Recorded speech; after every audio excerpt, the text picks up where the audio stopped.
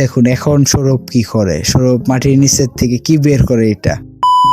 What is up crazy people, it's me Tamim Dewan. So চলে আসলাম আর একটা নতুন ব্লগ নিয়ে। সো আমরা যাবো আজকে জমিদার বাড়িতে। যে গরমের যে ঠেলা পড়ছে, গরমের ঠেলায় প্রায় একজনের অবস্থা প্রায় শেষ পর্যায়ের মধ্যে আমাদের। সো যেই জায়গার মধ্যে বাংলাদেশের ম্যাক্সিমাম জায়গার মধ্যে গাছপালা একদমই নাই, গাছপালা শূন্য, পরিবেশ মারাত্মকভাবে ঝুঁকিপূর্ণ অবস্থায়, সেই জায়গার মধ্যে এই রাস্তাটার মধ্যে পুরোটা গাছে আচ্ছন্ন। মানে এই জায়গাটার মধ্যে গেলে মানে যারা যারা নেচার লাভার ওদের প্রত্যেকের মন ভালো হয়ে যাবে এই জায়গাটার মধ্যে গেলে। আর দেখা গেছে যে কি ওই জায়গাটা হচ্ছে কি এরকম একটা জায়গা, মানে চারিদিকে গাছপালা আচ্ছাদন করা। তারপর আর এই যার মধ্যে যে মোগলের যে বাড়িটা জাস্ট ওয়াও বলা যায় যে যেটা ওই বাড়িটার আশেপাশের জাস্ট ভিউটা, মানে যারা যারা ফটোগ্রাফার আছে তারা ওই জায়গার মধ্যে গিয়ে মজা পাবে। সো আমরা একটু অ্যাডভেঞ্চার লাভার তো, সো আমরা এই জায়গা দিয়ে আস্তে আস্তে চলে যাব। সো আমার সাথে সাথে যাচ্ছে আমার বিআই প্লাস আমার ভাতিজা একটা আছে শয়তানের আড্ডি ওই। সো ইয়াপ চলে আসছে আমাদের বালাপুরের সেই মেইন জায়গাটার মধ্যে, জায়গা থেকে জমিদারদের এরিয়াটা শুরু হয়েছিল। সো এই গাছটাও জমিদার যখন ছিল তখন এই গাছটা লাগিয়ে গিয়েছে। এই গাছের খুবই করুণ একটা ইতিহাস আছে, যেটা আপনাদেরকে আমি পরবর্তীতে নেক্সট কোনো ব্লগে বলবো, কারণ এখানে বলতে গেলে খুবই লং হয়ে যাবে। সো এই ব্রিজটা হচ্ছে গিয়া প্রায় ব্রিটিশ আমলে করা। দেখতেই পাচ্ছেন ব্রিজের অবস্থাটা, যদিও এই রাস্তাটা দিয়ে বর্তমানে কেউ চলাচল করে না, তারপর আমরা এলাকার তো তাই এই ব্রিজটা আর কি চলাচল করি আর কি আমরা। সো আপনার পাশে যে পুকুরটা দেখতে পাচ্ছেন, পুকুরটা হচ্ছে গিয়া জমিদারদের। এখানে জমিদারের মেয়েরা এসে গোসল করতো, যদিও আমি যেরকম দিকে পা ভিজাই গোসল করি না, কারণ পানি খুবই ময়লা বর্তমানের। বলা যায় যে এই যে বর্তমানে আমি আমার পাইলটটাকে বললাম আগে যাওয়ার জন্য, আমি নেমে হেঁটে যাচ্ছি। সো যে একটা গরম পড়েছে গাইস, গরমের কারণে আমি হাফ প্যান্ট পরে চলে গেছি জমিদার বাড়িতে, লাজ শরম সব ধুয়ে মুছে। সো জমিদার বাড়িটা জাস্ট কি বলে, এটা হচ্ছে পুরনো বাড়ি, বলা যায় ব্রিটিশ আমলের বাড়ি। বর্তমানে এটা পুরোটা পরিত্যক্ত অবস্থায় আছে। সো এটার মধ্যে হচ্ছে কি এরকম যে এটা হচ্ছে বর্তমানে এরকম একটা জায়গা, বলা যায় যে বালাপুরের ভিতরে, মানে এর মধ্যে যে কেউ এসে ঘোরাঘুরি করবে। আর প্লাস বর্তমানে যে বাড়িটা আছে, বাড়িটা একটা জায়গার মধ্যে রাখা হয়েছে। বাড়িটার মধ্যে এরকম কিছু লোকেরা থাকে যারা প্রত্যেকেই হিন্দু, মানে হিন্দুদেরকে মূলত এটা দেওয়া হয়েছে।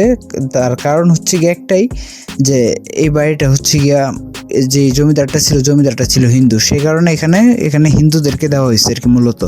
তো এই যার মধ্যে দেওয়ার কারণটা হচ্ছে কি, মূল কারণটা হচ্ছে কি হিন্দুর কারণে আর কি, হিন্দুত্বর কারণে।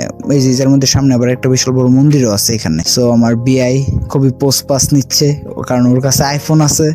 প্লাস এটা হচ্ছে কি বর্তমানে যারা থাকে তাদের মালামাল রাখার জন্য একটা জায়গা। আর প্লাস এটা হচ্ছে কি জমিদার বাড়ির সামনের সাইডটা যদিও পরিত্যক্ত। এই জায়গার মধ্যে যদি আমি এসে আগে প্রেম করতাম, বর্তমানে প্রেম করা ছেড়ে দিচ্ছি, দেখি আর প্রেম করি না আপাতত ভালো হয়ে গেছি। সো ওই জায়গার মধ্যে সাংঘাতিক লেভেলে গরম ছিল। সো আমি তো আর তো এই পুকুরের মধ্যে তো গোসল করলে তো আমার তো চলবে না। সো তারপর চলে গেলাম বাইক দিয়ে সবাই মিলে মেঘনা নদীর তীরে গোসল করার জন্য। দেখতে থাকুন ব্লগটাকে। এই জায়গার মধ্যে আরো একটা রাস্তা আছে যেটা অ্যাডভেঞ্চার পূর্ণ রাস্তা। সো বিআই তো বলা যায় যে খুবই জোরে বাইক চালানো শুরু করে দিয়েছে এই জায়গার মধ্যে, মানে আমাদের এক একজনের অবস্থা প্রায় রফা দফা, যদিও 80-র উপর টান তোলে নাই ওনায়, খুবই সেফ ড্রাইভার। সো এই জায়গা থেকে আস্তে আস্তে চলে যাচ্ছে আমরা মেঘনা নদীর পাড় থেকে আমরা ওই জায়গার মধ্যে গোসল করবো সবাই একসাথে। তারপর দেখা গেছে যে কি রাস্তার যে ভিউটা, মানে এই সাইডে আবার গাছপালা একটু কম। এটা হচ্ছে কি মেঘনা বাজার, যদি এই জায়গার মধ্যে একটা বিখ্যাত জিনিস আছে যেটা আমি ট্রাই করি সবসময় আসলে। বর্তমানে এটা বন্ধ ছিল, যার কারণে আর এটা ট্রাই করা হয় নাই আমার। সো এই সাইডে আবার রাস্তাটা একটু একাবাকা আর কি, গ্রামের ভিতরে দিয়ে তো রাস্তাটা, মানে তারপর রাস্তাটা ভালোই, মোটামুটি মাটির রাস্তা, মাটির পরিবেশ, গ্রামগঞ্জের পরিবেশ দিয়ে চলে যাচ্ছি মেঘনা নদীর পাড়। প্লাস বলা যায় যে জায়গার মধ্যে যে একটা ভিউ ছিল, মানে পুরাই অস্থির। সো আমার সাথে আছে আমার ভাতিজা সৌরভ আমার পিছে।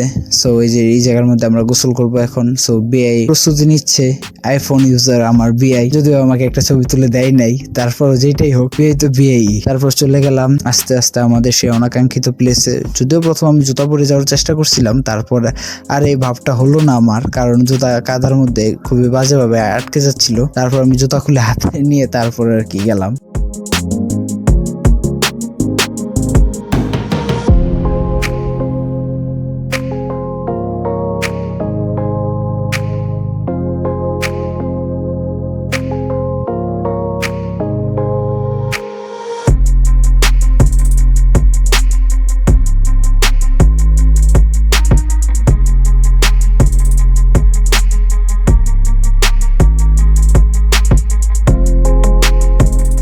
তো এই যে জায়গার মধ্যে আমরা নৌকার মধ্যে সবকিছু রেখে তারপর আমরা গোসলে নামবো, যদি আমার ফোন দিয়ে ব্লক করবো। আর তো বিয়ের আইফোন নিয়ে টিয়া চলে গেল বিয়ে উপরে।